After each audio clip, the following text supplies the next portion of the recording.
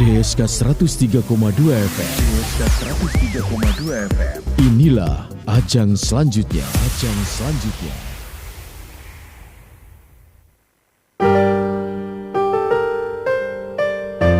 Para kanca Muslim DSK, saatnya kita ikuti Bincang Ekonomi Syariah. Bincang Ekonomi Syariah bersama HM Nur Rahman Salim.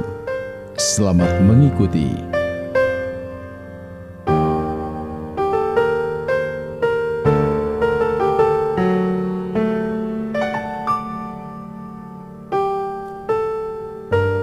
Assalamualaikum warahmatullahi wabarakatuh. DSK 103,2 FM, Ajang Goyang Karawang. Halo haturan, selamat pagi, selamat siang para kanca. Bagaimana kabarnya hari ini? Semoga para kanca masih dalam keadaan sehat walafiat dan tetap bersemangat. Seperti yang sudah diinfokan bahwa hari ini para kanca dari tabu 12 sampai dengan tabu 1, kita akan mengadakan perbincangan mengenai ekonomi Islam para kanca. Nah, seperti biasa, nanti para kanca ada kesempatan untuk berinteraksi bersama kami di sini. Para kanca yang ingin bertanya nantinya, para kanca bisa mengirimkan pertanyaan melalui SMS di 081112811032 atau melalui WhatsApp di 081210811032. Dan siang ini para kanca, alhamdulillah narasumber kita sudah hadir di Geraha Siar DSK FM, yaitu Bapak HM Nur Rahman Salim SE MSI Diplom Engineer. Kita langsung sapa saja beliau para kanca ya. Assalamualaikum warahmatullahi wabarakatuh. Waalaikumsalam warahmatullahi wabarakatuh. Oke, Pak, saya nanti memanggil Bapak dengan Bapak Nur saja, Pak ya. Baik, silakan Mas Baik. Ivan. Bagaimana kabarnya hari ini, Pak? Alhamdulillah sehat, alhamdulillah, berkat doa semuanya. Ya. Alhamdulillah. Bagaimana dengan perjalanan hari ini, Pak? Lancar, Pak? Cukup macet. Macet ya, Iya, karena ada saudara-saudara demo. kita yang sedang Iya, demo ya. iya, Tapi alhamdulillah sudah hadir di Geraha Siar DSK FM dan dalam keadaan yang sehat walafiat. Alhamdulillah. Alhamdulillah. Baik, kita langsung saja berbincang ya, Pak ya. Ya, Pak Nur. silakan Mas Baik, Ivan. para kanca, kita akan memulai obrolan kita dan kita juga nanti akan ada bintang tamu yang akan bergabung bersama kita, salah satu artis, salah satu penyanyi Indonesia di era 90 atau 80 ya? 90-an ya, dengan Mbak Prilly Priscilla nanti para kanca ya. Baik Pak, ngomongin mengenai ekonomi ya. Ekonomi ini memang tidak bisa dilepaskan dengan kehidupan manusia ya. Setiap hari kita bersentuhan dengan yang namanya ekonomi dan khususnya Islam ya. Dan Islam juga tidak hanya mengatur mengenai ritual ibadah saja, tapi juga dalam hal ekonomi. Mungkin saya ingin bertanya mengenai dasar-dasar ekonomi secara general itu seperti apa, Pak? Baik Mas Ivan. Jadi ada satu ironisme dalam kalangan Islam ya. Yang pertama bahwa suatu keniscayaan, suatu kenyataan bahwa basic dari kehidupan adalah ekonomi. Betul. Betul ya. Tapi di dalam kalangan Islam sendiri, ekonomi jarang dibahas. Betul. Ya, yang banyak dibahas fikih, syariah, akidah dan sebagainya. Bukannya tidak penting, tapi kenapa ekonomi tidak dibahas? Padahal perjalanan Nabi awal itu dari ekonomi. Beliau memulai perjalanan dengan dagang. Oke, Starting pointnya adalah ekonomi, gitu. Baik. Sedangkan Islam sendiri mengajarkan ekonomi, gitu. Karena Islam itu sendiri bukan hanya mengajarkan bagaimana menggapai akhirat, tapi juga memuliakan dunia. Hakikat manusia diciptakan oleh Allah itu dua. Yang pertama sebagai hamba. Yang kedua sebagai khalifah. Sebagai hamba kepada Allah dan sebagai khalifah di muka bumi. Maka sebagai khalifah harus mengelola bumi. Dan salah satunya adalah ekonomi. Sebagai pokok daripada segala pergerakan. Itu kita nggak bisa nafikan. Contohlah kita mau ibadah haji. Tanpa ekonomi nggak bisa. Mohon maaf, nggak bisa. Kita mau menderma, nggak bisa. Kita mau melakukan sesuatu, membangun masjid, nggak bisa. Jadi tonggaknya ekonomi.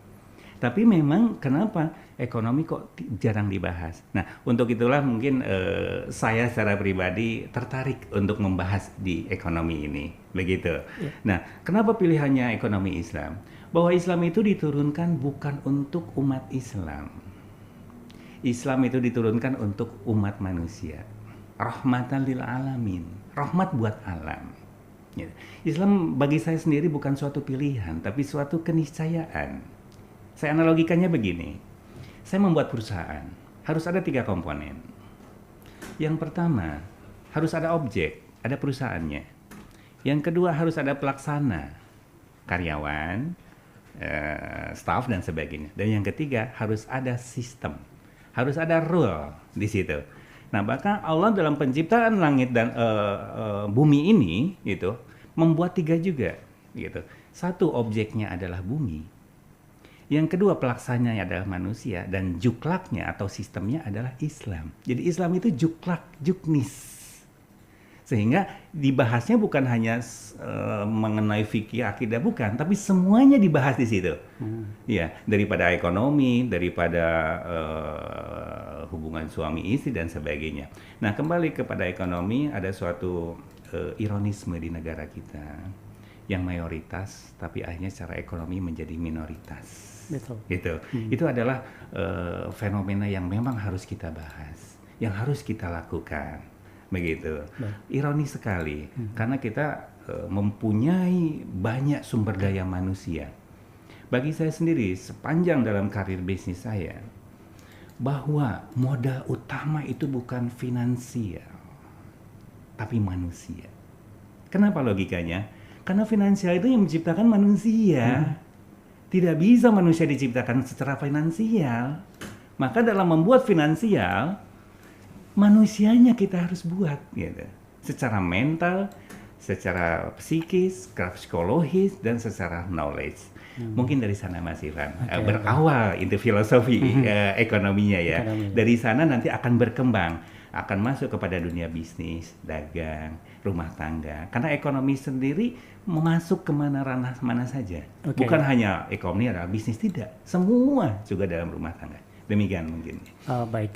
Jadi lingkup perekonomian itu memang tidak hanya sebatas kegiatan jual beli atau transaksi saja, Pak ya? Bukan, betul. Dan aturan Islam juga memang menyeluruh ya, tidak hanya sekedar ibadah saja, ritual saja, tetapi juga ekonomi. Tapi kenapa sih ekonomi harus diatur gitu? Ada apa ya namanya istilahnya? Ada dasar-dasar dan ada aturan yang harus ditegakkan atau dijalankan. Kenapa itu? Baik, saya ambil satu firman Allah, wahlallahu baik wa harrama riba. Itu dasarnya, bahwa Allah menghalalkan jual beli dan mengharamkan riba. Kenapa? Kita akan kupas ya. Kenapa riba diharamkan? Pertama, riba itu menentukan sesuatu belum pada waktunya. Misalkan kita meminjam uang 1 juta. Oke, kelebihannya 30%. Sementara di depan ini kita belum tahu apakah mau ada hujan, ada badai, ada angin, ada bankrupt, nggak bisa. Tapi kita sudah tentukan di awal. Itu yang bahaya. Sehingga kenapa banyak yang tumbang oleh riba? Karena itu, sesuatu yang nggak jelas. Sudah ditentukan di awal, mendahului Allah. Lantas bagaimana sih Islam? Islam tidak begitu. Di Islam tidak begitu, tapi adanya suatu kerjasama. Nanti ditentukannya itu nanti setelah hasilnya, pembagian hasilnya. Jadi misalkan kalau nanti dari hasil, kita 50-50. Bicaranya dari hasil, bukan dari pokok. Begitu. Makanya di sini, di dalam dunia liberal sendiri, ini akan muncul masalah. Gitu. Dan ternyata aturan itu Allah turunkan itu untuk kebaikan kita, gitu. Karena manusia nggak pernah bisa menentukan apa-apa, hanya berusaha. Makanya jangan menentukan di awal. Nah, itu perbedaan besar. Misalkan riba itu di awal. Coba kita misalkan ke suatu badan atau gitu kan. Kita pinjam uang, pasti di awal sudah ditetapkan. Dan itu dari jumlah modal yang diinikan, bukan dari hasil. Kalau Islam nggak begitu. Mau usaha apa misalkan? Saya mau usaha kayu. Kira-kira keuntungannya berapa? Sekian. Oke, kita berbagi nanti di keuntungannya. Begitu. Jadi nggak dibatasi. Kalau keuntungannya 1000%, ya kita dapat 1000%. Bukan hanya 30% gitu. Tapi worst case, kalau ada sesuatu masalah, ya bersama. Itulah Islam. Makanya saya korelasikan negara Indonesia dengan Islam itu sangat erat. Pancasila itu dari situ. Ada kemanusiaan, nilai Islam, ya. ada persatuan, ada kerakyatan, dan ujungnya keadilan. Dari mana diambilnya? Gitu. Ini seperti itu, Pak. Oke, baik. Tadi sudah disinggung sedikit ya mengenai prinsip, kemudian sistem ekonomi Islam, ada juga liberal. Nah, sebenarnya ada berapa sistem perekonomian selain sistem Islam yang dikenal, Pak? Yang apa ya, istilahnya konvensional kali ya, Pak? Konvensional, iya. Masing-masing bangsa membuat sesungguhnya. Yang kita mungkin sudah ini ada liberal, kapital, komunis juga punya sistem, masing-masing punya gitu.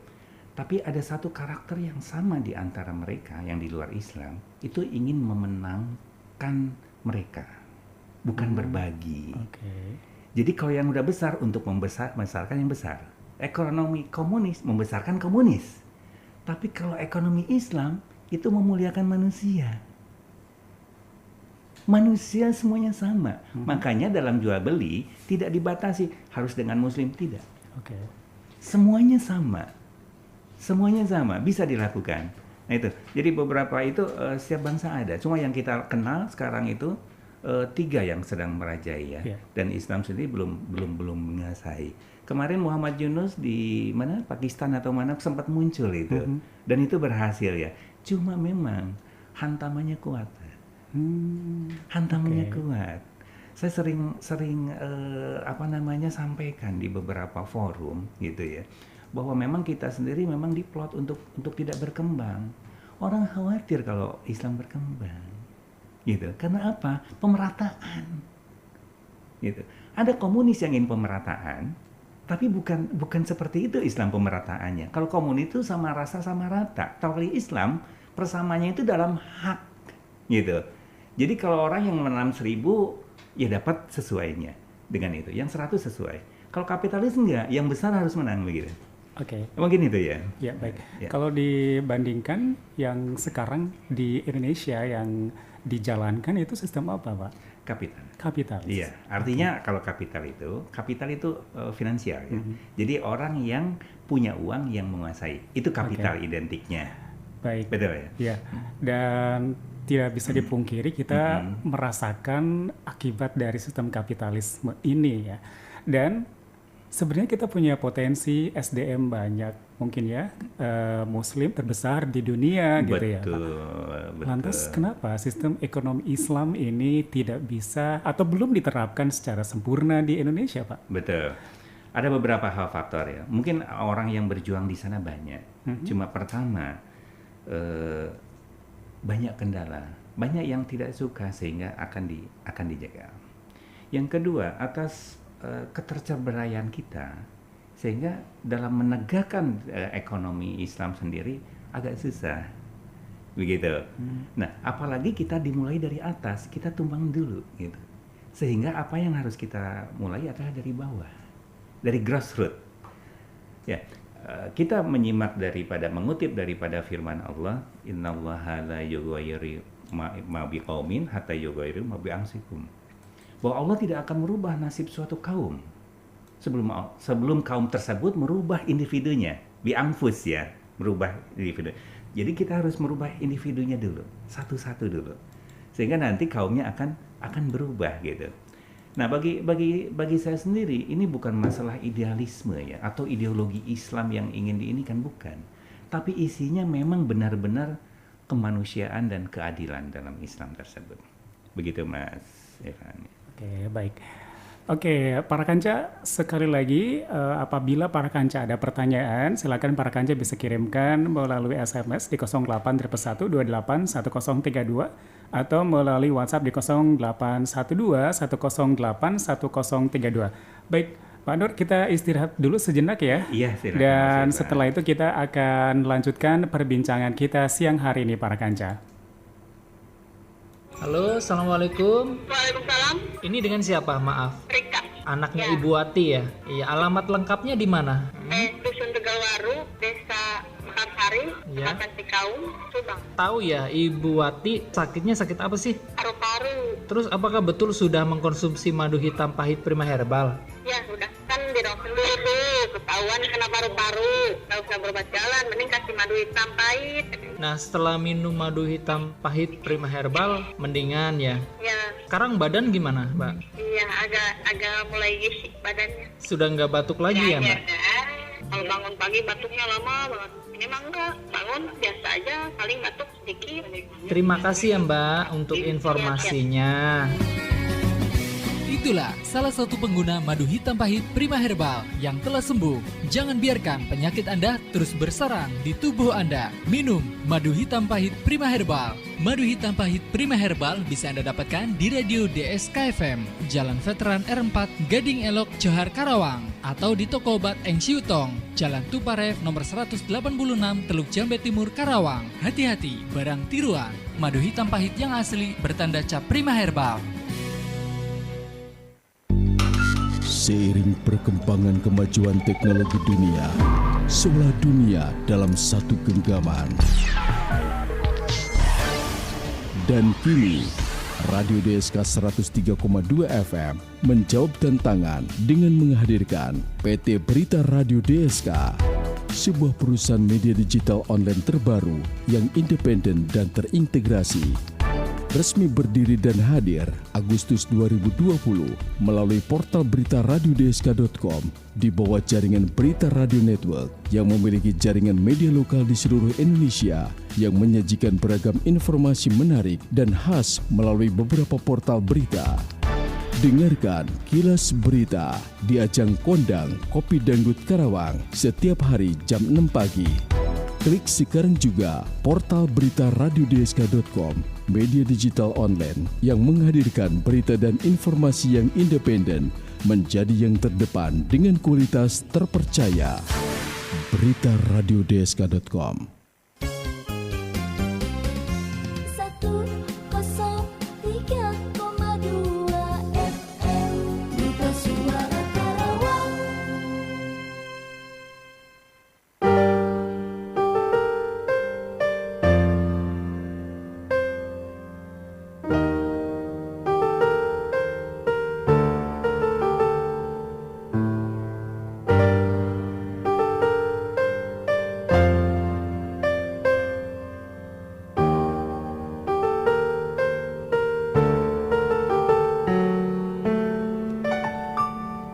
DSK 103,2 FM Ajang Goyang Karawang. Para kanca, kita masih berbincang bersama Bapak Nur ya siang hari ini dengan tema dasar dan filosofi ekonomi Islam dalam kehidupan sehari-hari. Dan seperti biasa saya mengingatkan kembali untuk para kanca yang ingin bertanya silakan di 0811281032 atau melalui WhatsApp di 08121081081032. Baik, Pak Nur, kita lanjutkan kembali perbincangan kita siang hari ini. Baik, Mas Ivan. Oke, tadi sudah dibahas atau disinggung mengenai sistem ekonomi di dunia yang sudah diterapkan, dan salah satunya adalah liberal, kemudian ada komunis dan juga ada kapitalis ya. Kemudian kalau dibandingkan dengan sistem ekonomi Islam, apa sih keunggulan dari ekonomi Islam ini dibanding dengan ketiga sistem ekonomi yang tadi disebutkan, Pak Nur? Yang lain ya, baik.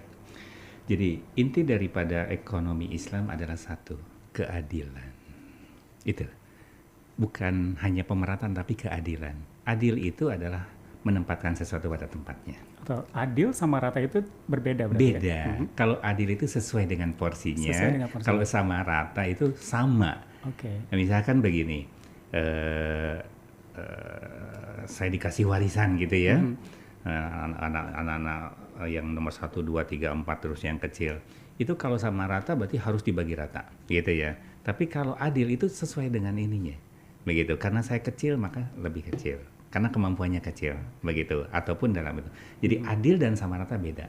Nah, Islam itu kepada adil, karena adil itu dekat dengan takwa, gitu kan. Sedangkan komunis misalkan itu sama rata gitu. Sama rata itu nggak bisa gitu kan. Misalkan saya punya power yang besar kemudian harus sama dengan hasilnya dengan nggak bisa gitu. Itu zalim namanya gitu. Nah, kapitalis memang agak berbeda. Kapitalis itu yang besar makin besar, yang kecil makin kecil. Kalau kapitalis, ya gitu. Jadi orang yang nggak punya kapital itu akan makin terpuruk. Tapi dalam Islam tidak begitu. Semua dihargai. Jadi dihargainya bukan dengan uang, dengan karya. Jadi uang itu sebuah karya. Si A, si B, si C masing-masing berkumpul, berserikat ya kan? Ya. Si A punya uang, si B punya tenaga, si C punya ide. Nah dalam Islam itu masing-masing kapital. Kapitalnya si A, karyanya si A adalah uang. Kapital si B adalah tenaga, si C adalah ide. Sama. Sehingga tatkala disatukan menjadi 100%, nanti tinggal dibagi. Berarti yang kapital ini misalkan 40%, yang ini 30%, yang punya ide 30% misalkan begitu. Itu dalam pola Islam gitu. Tapi dalam kapitalisme nggak begitu. Yang si A inilah yang akan menguasai si B dan si C. Karena punya modal. Karena punya modal. Ya, yang punya tenaga, kamu kerja, saya gaji. Ya, si C, kamu walaupun hebat gitu, ya kamu kerja gitu. Makanya banyak orang pintar sekarang nggak bisa apa-apa ya, karena hanya digaji. Tapi dalam pelaksanaan ekonomi Islam nggak begitu. Contohnya adalah 4 sahabat, Abu Bakar, Umar, Utsman, Ali. Beliau masing-masing punya power yang berbeda. Abu Bakar adalah ketokohannya. Umar kekuatannya, Utsman kapitalnya, dan Ali adalah kecerdasannya. Kalau kapitalis berarti Utsman lah yang harus menguasai, betul tidak? Betul. Ali kerja, Umar kerja, Abu Bakar kerja. Tapi Islam tidak begitu. Abu Bakar karena yang pertama kali beliau masuk Islam, menjaga Nabi, membantu Nabi, maka beliaulah yang akan meneruskan estafetnya. Even beliau tidak ada kapital, bukan Utsman dulu gitu. Setelah beliau Umar, jadi sesuai dengan jenjangnya begitu. Sesuai dengan itulah ekonomi Islam. Jadi masya Allah, memang aturan Allah yang terbaik. Yang terbaik karena karena dia maha baik ya. Insya Allah begitu. Baik, idealnya seperti itu ya Pak ya. Kenapa nggak diterapkan di Indonesia yang notabene mayoritas Islam? Kemudian saya ingin bertanya juga, apakah ada di dunia ini yang sudah menerapkan sistem ekonomi Islam? Tentu ada, insya Allah ya. Nah, yang pertama di Indonesia kenapa tidak ya? Kita bedakan jiwa Islam dan penganut Islam. Penganut Islam dan jiwa Islam. Oke, menarik. Bagaimana? Iya, di Indonesia mungkin banyak penganut Islam, tapi jiwanya tidak Islam. Tidak Islam. Iya, mungkin kalimat ini terlalu nggak enak didengar, tapi begitulah. Contohnya, misalkan saya Islam, tapi saya suka ekonomi Barat, saya suka style Barat dan sebagainya. Jadi jiwa saya tidak di Islam gitu. Barat di sini bukan negara ya, simbol mungkin ya, simbol kebebasan seperti itu ya. Nah, karena memang seperti ini, misalkan ada yang menyampaikan tentang agama ya. Kebanyakan hanya menyampaikan, tidak mencoba memahami. Ya, misalkan ustadz, misalkan, bukan semua ustadz, artinya ada ustadz misalkan ya, gitu. Sudah ceramah selesai, orang mau apa ya terserah. Yang penting dia udah ceramah selesai. Seyogianya kan nggak begitu. Satu-satu dia harus direview gitu. A, bagaimana, paham nggak? B, paham nggak? Seluruh mustami itu harus direview satu-satu. Di mana nggak pahamnya, sehingga terbentuk jiwa yang Islam gitu. Itu seperti itu. Jadi memang perjalanannya ini. Pendahulu kita sudah menerapkan itu, tapi akhirnya kan Indonesia seperti kue, Mas. Diperebutkan oleh semuanya. Oleh negara-negara ataupun ideologi. Entah yang dari Barat, komunis, memperebutkan. Sehingga kita sendiri nggak tahu jati diri kita. Ya kan? Digonjang-ganjing. Nah mungkin mudah-mudahan saatnya ke depan kita menyatu ya, mempunyai ideologi yang Islam, bukan penganut Islam, ideologi Iya, karena emang itu yang terbaik. Yang kedua apa tadi? Apakah ada di negara yang lain yang sudah menerapkan sistem Islam ini? Ini yang sangat ironis. Saya pernah ke beberapa negara, mungkin lebih dari 40 negara dalam bisnis ya. Dan saya pernah tinggal di beberapa negara. Yang terlama mungkin saya di Jepang. Dan saya mendirikan perusahaan pertama juga di sana, di Yokohama, di Jepang. Ironisnya ternyata pengamalan aplikasi Islam kok adanya di sana. Di Jepang. Di justru. Jepang. Bahkan bukan hanya saya yang beropini begitu. Profesor Din Samsudin mengatakan hal yang sama. Dan Pak Emil Salim mengatakan yang sama. Ya, banyak orang mengatakan yang sama bahwa aplikasinya di sana. Di samping masalah ketertiban, kebersihan dan sebagainya, juga masalah ekonomi. Contohnya, saya sering katakan begini. Kalau di kita punya pabrik besar, itu semuanya harus kita kelola sendiri. Betul nggak? Yeah. Kita bikin mie-nya kita, ya, Yeah. ladangnya kita, Yeah. mie-nya kita, sampai bungkus-bungkusnya harus kita, supaya hasilnya ke kita semua. Betul nggak kayak Yeah. gitu? Di monopoli. Gitu. Di monopoli. Jepang ternyata tidak begitu. Yang saya kenal mungkin Toyota, salah satunya.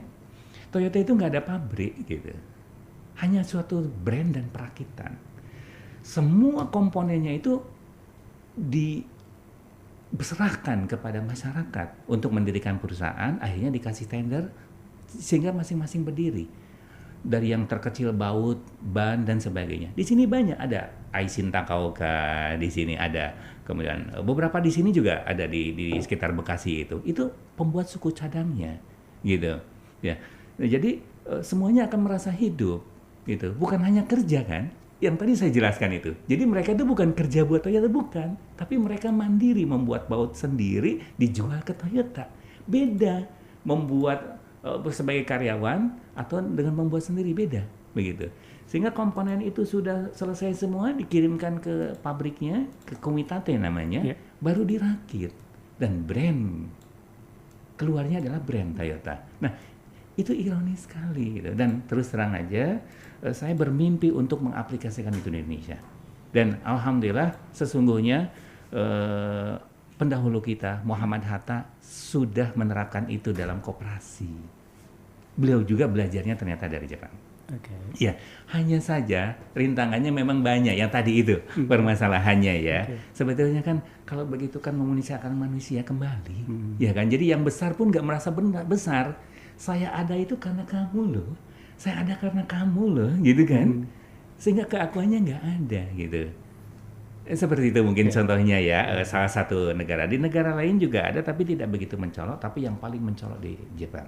Yang kedua, Jepang itu musuhnya adalah riba. Makanya kalau kita bicara Yahudi di Jepang itu paling dibenci. Oh, begitu. Iya, musuh pertama Jepang adalah Yahudi.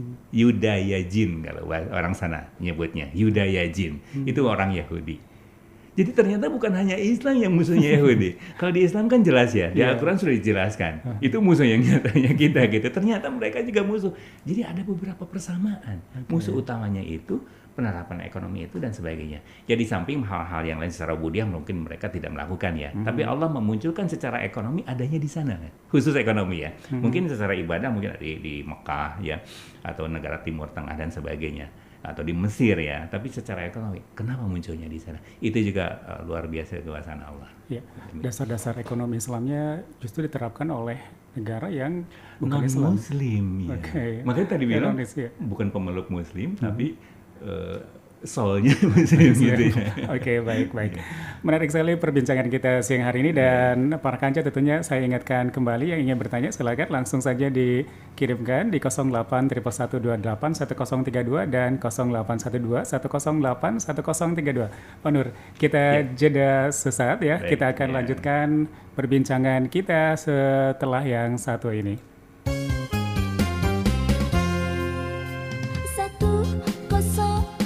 103,2 FM Duta Suara Karawang.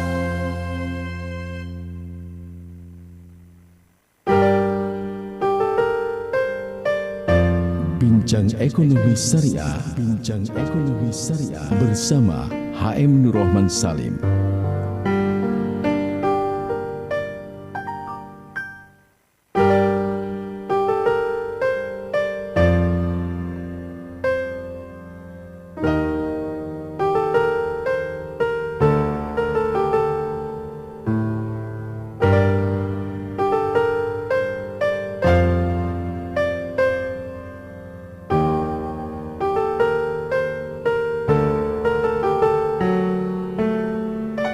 DSK 103,2 FM Ajang Goyang Karawang. Para kanca, kita lanjutkan kembali perbincangan siang hari ini bersama Pak Nur Rahman Salim dengan tema dasar dan filosofi ekonomi Islam dalam kehidupan sehari-hari. Seperti yang saya sampaikan bahwa hari ini juga kita akan ada bintang tamu yang akan bergabung bersama kita berbincang mengenai tema ini. Dan sekarang sebelum kita lanjutkan, kita akan menghubungi dulu bintang tamu kita hari ini, yaitu Mbak Priscilla yang sudah tersambung lewat telepon. Halo, Assalamualaikum. Waalaikumsalam warahmatullahi wabarakatuh. Bagaimana kabarnya Mbak Prilly? Alhamdulillah baik, Sehat lagi di ya? jalan. Oh, lagi di jalan? Mau Iya, kemana iya. nih Mbak Prilly? Lagi mau ke Jogja kebetulan, jadi tapi Waduh. senang ditelepon sama DSK. Oh gitu. Iya. Saya senang juga loh Mbak. Iya, iya. Oke, Mbak. Oke, boleh apa namanya info ke kita, share ke kita nih Mbak ya, kepada para kanca DSK yang lagi dengerin gitu ya, kegiatan Mbak Firly sekarang. Kalau dulu kan sibuk nyanyi nih Mbak. Kalau sekarang bagaimana dengan kegiatan Mbak? Dulu sibuk nyanyi, sekarang kan mantan penyanyi. Semata penyanyi. Tapi kan masih sering bernyanyi kan Mbak ya? Ya sekali-sekali masih suka Oke. nyanyi. Terus kebetulan saya juga suka mengorganize event dan Oh, lain-lain oke. dan lain-lain. Jadi masih berhubungan sama dunia entertain tuh masih ada. Masih ada. Oke. Nah, ini kan kita lagi berbincang mengenai ekonomi syariah nih, Mbak. Kalau Iya. boleh tahu kan kalau para kanca belum ini ya apa namanya secara visual gitu ya, Mbak Firly ini istilahnya sudah hijrah. Insya Allah Sudah sih. hijrah ya. Oke, Mbak boleh ini nggak apa namanya boleh share gak ke kita kenapa akhirnya Mbak memilih atau memutuskan untuk hijrah? Tapi tidak hanya sekedar apa namanya tampilan ya. Saya dengar-dengar juga semua kegiatan Mbak dalam berbisnis juga sekarang sudah hijrah. Boleh di apa namanya ya kisahnya atau ceritanya bagaimana akhirnya Mbak memutuskan hal ini? Iya, alhamdulillah sih ya, maksud saya, insya Allah saya masih apa yang diucapkan itu bisa benar-benar sedang saya jalani sekarang. Kalau ditanya bagaimana ceritanya, itu prosesnya panjang banget gitu ya, panjang. Yang jelas itu dimulai dari niat saya untuk lebih mengetahui atau memahami, sambil berdoa sih tentunya ya, sama Allah minta gitu. Sebenarnya saya pengen tahu sebenarnya untuk menjadi Muslim itu seperti apa sih gitu. Saya pernah berdoa itu. Terus saya minta ditunjukin jalan, saya minta ditunjukin ditemukan dengan orang-orang yang benar-benar bisa membimbing atau menjelaskan saya tentang bagaimana menjadi seorang Muslim. Itu aja sih yang waktu itu saya pernah ingatnya tuh awalnya dari situ. Oke. Nah dari situlah akhirnya membuat perjalanan hidup saya tanpa saya sadari berubah gitu. Oke. Saya ditemukan dengan orang-orang yang banyak mengajarkan saya tentang gimana sih Islam itu gitu. Gimana sih menjadi muslimah yang baik itu tuh seperti apa. Dan itu prosesnya panjang banget gitu ya. Oke. Memahaminya juga banyak banget. Ada beberapa kali pertentangan atau pertanyaan atau argumen gitu ya. Tapi alhamdulillah sampai saat ini banyak jalan atau banyak orang-orang diberikan petunjuk yang akhirnya saya sampai sekarang bisa meyakini bahwa apa yang saya jalani sekarang itu udah benar. Insya Allah ya. Oke, sudah mantap ya Mbak ya. Insya Allah. Oke, oke, Mbak, kalau boleh tahu setelah memutuskan hijrah gitu ya, ada perubahan mendasar ke dalam kehidupan atau dalam berbisnis, misalnya dalam berjualan makin nyaman atau makin makmur mungkin? Ya, yang jelas sih makin tenang aja ya, Makin makin tenang dan kita merasa nyaman gitu. Mhm. Kalau makin makmur kan relatif. Iya.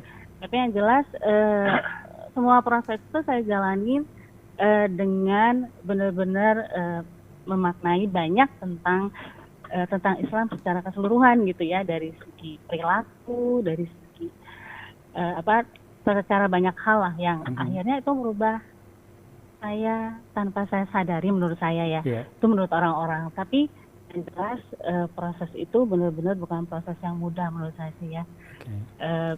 Banyak hal-hal yang membutuhkan perjuangan gitu, terus pemahaman, terus niat yang benar untuk bisa menjalani, yang akhirnya menurut saya sih membuat saya nyaman gitu, membuat hati saya tenang aja. Kalau dari makmuran udah pasti makmur sih ya, Iya. karena makmur itu kan yang benar, menurut pemahaman saya itu makmur itu adalah kita melakukan hanya benar, terus nyaman, hati tenang, itu aja sih Iya. menurut saya. Oke, baik.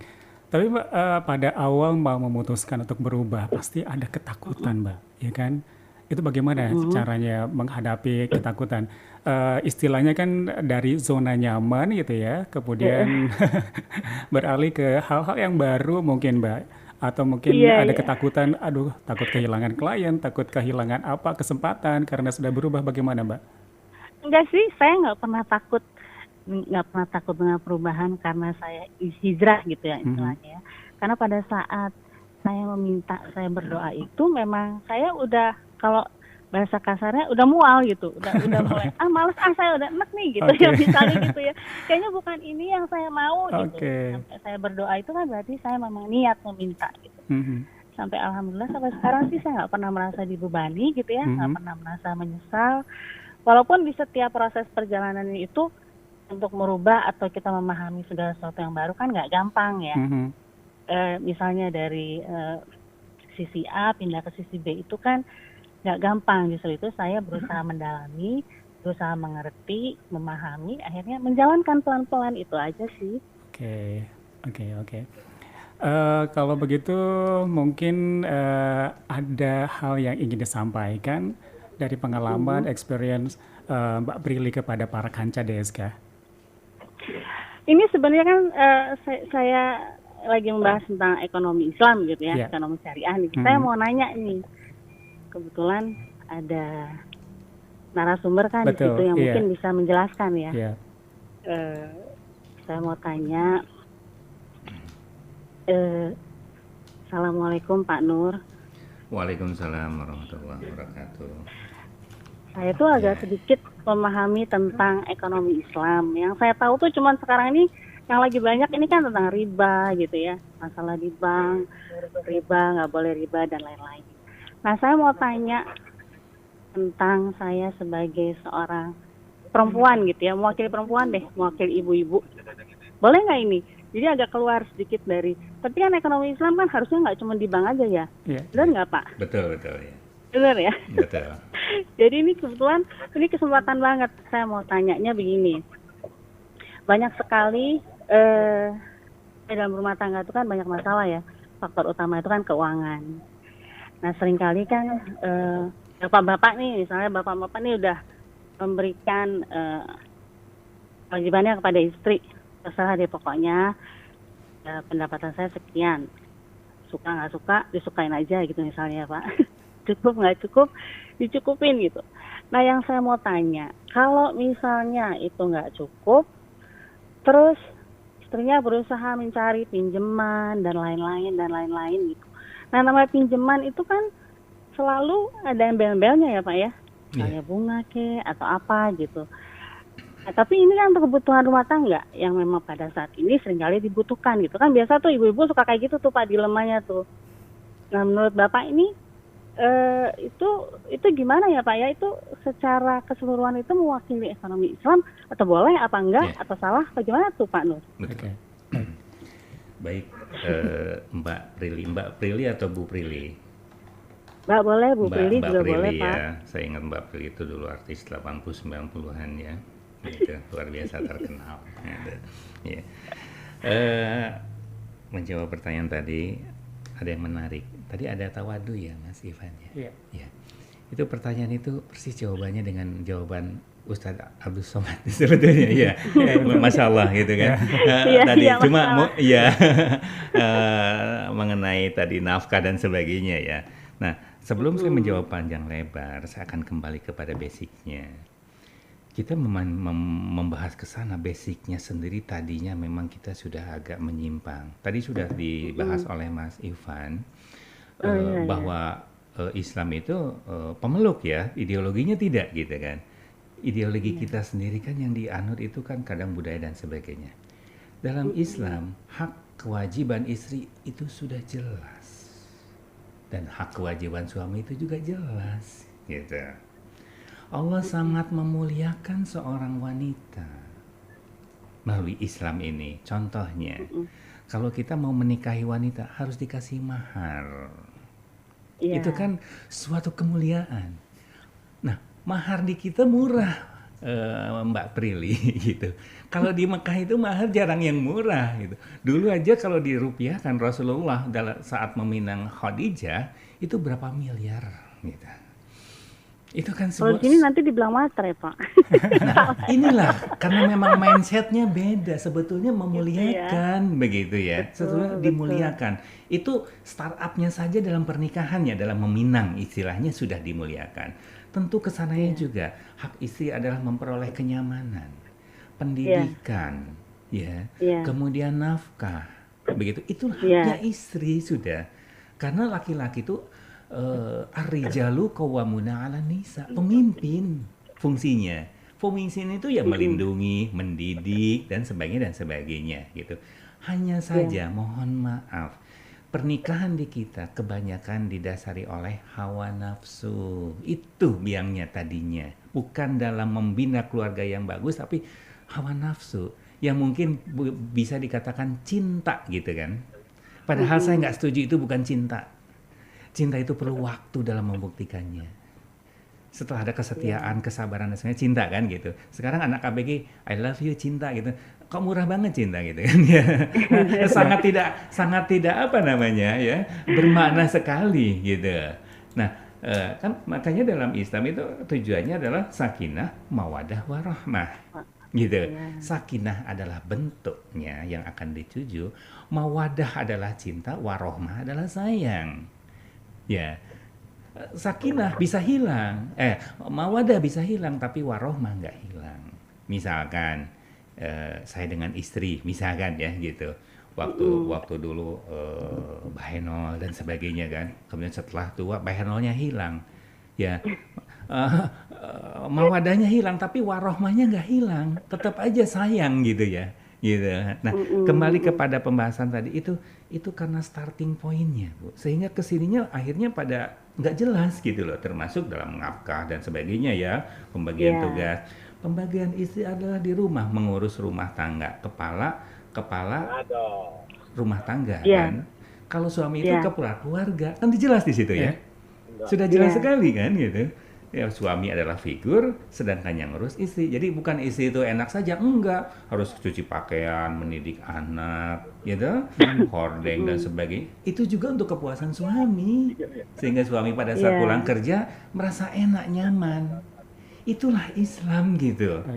Suami melakukan untuk istri, istri untuk suami. Sehingga apa yang tadi Ibu tanyakan, Mbak Prilly tanyakan, insya Allah kalau mengikuti kaidah Islam nggak akan terjadi. Gitu. Masalah ukuran kan manusia kan punya ukuran masing-masing. Mungkin bagi si A ukurannya 1 bulan 5 miliar. Mungkin buat si B 5 juta bisa kok gitu. Ya kan? Selama memang mensyukuri gitu kan. Selama ya memang kebutuhan masing-masing gitu. Mungkin di Afrika, di India beda-beda standarnya, kita juga sama. Mungkin seperti itu globalnya. Mbak Prilly. Iya. Terima kasih, Pak. Baik, sama-sama. Alhamdulillah. Oke, baik. Bagaimana? Sudah cukup Mbak Prilly? Cukup, Mas Ivan. Cukup banget. Kalau begitu terima kasih ya Mbak Prilly sudah bergabung bersama kami siang hari ini. Semoga perjalanannya lancar ya, lagi di jalan ya. Hati-hati di jalan dan semoga semua kegiatannya dilancarkan. Amin ya Allah. Amin. Oke, sukses selalu Mbak Prilly. Sukses semuanya. Terima kasih. Waalaikumsalam warahmatullahi wabarakatuh. Terima kasih Mbak Prilly Priscilla. Baik, kita akan lanjutkan dengan beberapa pertanyaan yang sudah dikirimkan dari para kanca DSK, tetapi kita akan bahas setelah yang satu ini. 103,2 FM Duta Suara Karawang.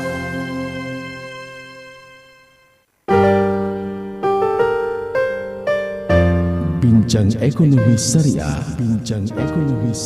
bersama HM Nur Rahman Salim.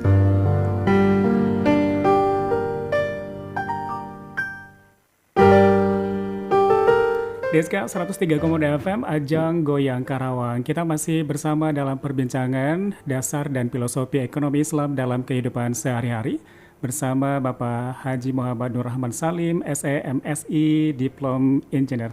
Bagi para kanca yang ingin bertanya, silakan masih ada waktu di 08 1128 1032 atau di 0812 108 1032. Baik Pak, kita sudah ada pertanyaan dari para kanca yang sudah mengirimkan. Ya, Dari oh ya Pak Nur, saya Firdaus di Pilar Cikarang. Alhamdulillah saya sangat mengharapkan ekonomi syariah bisa diterapkan di Indonesia. Apakah akad kredit motor atau rumah ini termasuk riba? Terima kasih. Silakan Pak Nur. Baik. Terima kasih Mas Firdaus atas pertanyaannya dan pertanyaan yang bagus sekali. Memang kadang kita membahas hal ini sangat riskan gitu ya. Riskan apa? Satu sisi memang itu tidak sesuai gitu. Tapi satu sisi adalah sudah menjadi suatu kebiasaan kita. Coba kita berpikir secara logis. Sisi mana yang kita keluar dari riba sekarang? Betul. Yang kita pakai, yang kita kendarai dan sebagainya. Karena memang sistem di ujungnya sudah begitu. Ya, tatkala kita mau mendapatkan modal kemudian kredit yang terbentur di sana. Jadi walaupun diakad-akadkan, sebetulnya akad itu kan hanya secara formalitas gitu kan. Tapi kan dasarnya kalau sudah kepada bunga, ya sudah. Ya kesininya memang susah untuk dibahas begitu ya. Makanya lebih baik kita budayakan begini, saling menolong perorangan saja. Misalkan saya dengan Mas Ivan, ya. Saya perlu modal, Mas Ivan ada ini modal misalkan ya, seperti itu. Nah, lebih baik ayo nanti kita berbagi hasil gitu.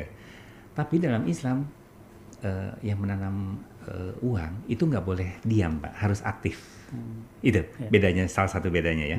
Kalau kapitalis menanamkan uang berbunga sendiri, kalau Islam nggak harus. Jadi harus aktif mengawasi gitu. Nah, Mas Ivan pun akan aktif gitu kan untuk mengawasi, menjalankan, sama-sama membangunnya Pak gitu. Nah, sehingga nanti ada keuntungan kita berbagi. Disitulah akadnya gitu. Cuma di akad di awal adalah berapa persen dari keuntungan. Bukan berapa persen dari pokok gitu. Jadi menjawab dari pertanyaan Mas Firdaus itu ya bagaimana ya? Ya awalnya sendiri memang pokoknya sudah menyimpang gitu kan, sudah bukan ini, sedangkan itu adalah menjadi sebuah kebiasaan kita. Namun karena kita berada dalam suatu situasi yang seperti ini, kita bisa beristighfar, mudah-mudahan Allah mengampuni. Nah walaupun sedikit, laksanakanlah ijab qabul gitu. Nah ada beberapa pertanyaan seperti itu, saya kasih formula begini. Oke lah, kamu niatkan saja untuk memberi, saya bilang. Jangan dipikir hutang, gitu. Jangan dipikir riba, gitu kan. Misalkan dari perbankan, ini 12%. Udah niatkan aja, saya ngasih segini 12% gitu. Walaupun itu hanya sebagai hiburan dan kamuflase, gitu kan. Tapi minimal kitanya berusaha ingin ikhlas, gitu. Karena dasar daripada ekonomi Islam nanti adalah rodiyata mardiyah. Sama-sama ridho, cicik ridhoan. Makanya nggak ada nilai yang ditentukan. Ridhonya di mana? Ya, kadang-kadang ada orang yang ridho lebih kecil kan. Saya nggak mau besar-besar, gitu kan? Ya itu ridhonya gitu. Ada orang yang pengen lebih besar, itu ridhonya di mana titiknya? Beda dengan kapitalis yang besar kan, gitu kan? Seperti itu mungkin. Ya. Mungkin itu juga yang diterapkan sama bank-bank syariah seperti itu. Mungkin. Pertanyaan yang bagus. Salah satu direktur bank syariah adalah menti saya. Ya. Saya pernah tanya satu. Saya jujur saya bilang jawab. Apakah betul bank syariah ini mengikuti sistem syariah? Dia nggak bisa jawab. Dia menunduk di depan saya. Pak, kita lagi cari laba tetap. Hanya namanya saja yang diinikan agar ini. Isinya tidak ternyata. Hanya namanya saja gitu. Buktinya apa? Pertama, harus ada agunan. Yang kedua, nilainya ditentukan di depan tetap saja. Bahkan lebih besar, 14% gitu kan. Jadi apa bedanya dengan konvensional? Hanya saja akadnya katanya. Nggak bisa dong akadnya saja, prosesnya juga, ya kan? Nggak bisa dong gitu. Misalkan, saya mengawini ibu saya karena sudah ada akad halal. Enggak, orang ibu saya tetap aja nggak bisa gitu kan. Ya begitu juga dengan riba, kita akadkan jual beli. Nggak bisa riba, ya riba mau diakadkan bagaimanapun. Seperti itu Mas Ivan.